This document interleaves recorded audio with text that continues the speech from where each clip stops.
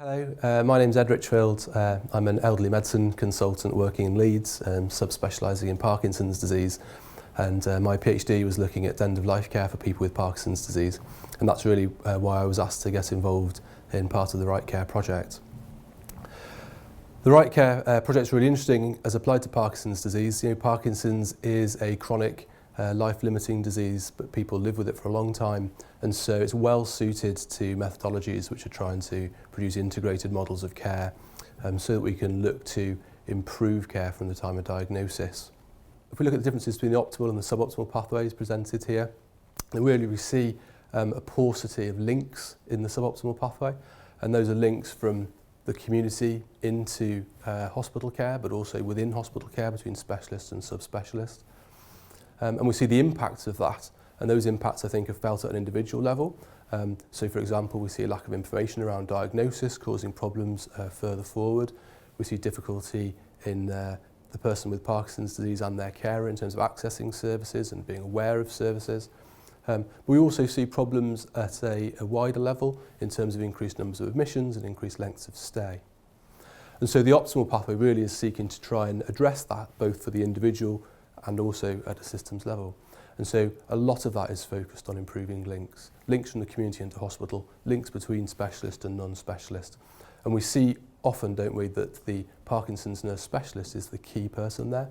And I think most people who have worked with people living with Parkinson's disease for some time would say the Parkinson's nurse specialist is often uniquely placed to try and address that. So they can have a foot in the community and a foot in the hospital. They're able to follow somebody through in a way that perhaps their consultant's not able to. We often talk about patient-centred care, don't we? And I think patient-centred care is at the heart of this. And again, that's key for the individual, for their carer. You know, can we help them to make decisions which are appropriate for them, which take into account their needs, their preferences, where they are within their experience of living with Parkinson's disease.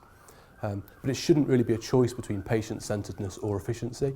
And I think the real message here is to say, can we design systems which are responsive, which can be patient-centered, and within that, and in fact because of that, become more efficient by reducing some of the harms associated with a lack of patient-centeredness. We know that care restraint is really common in Parkinson's disease. It's been well characterised. There's lots of literature about it.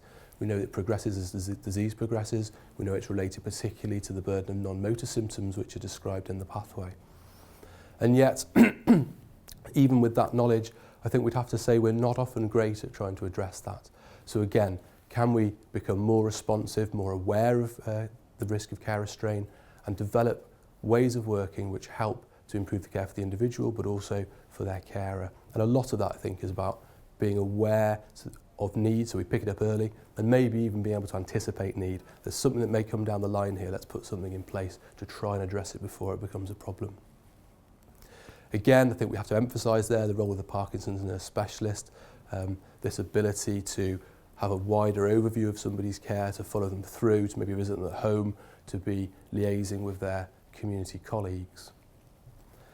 And within that, there's probably a dual aim, isn't there? So the dual aim here, as we've hinted at already, is about improving the life and the experience of Parkinson's for the individual and for their carer, but also developing systems which are able to work in the current healthcare climate.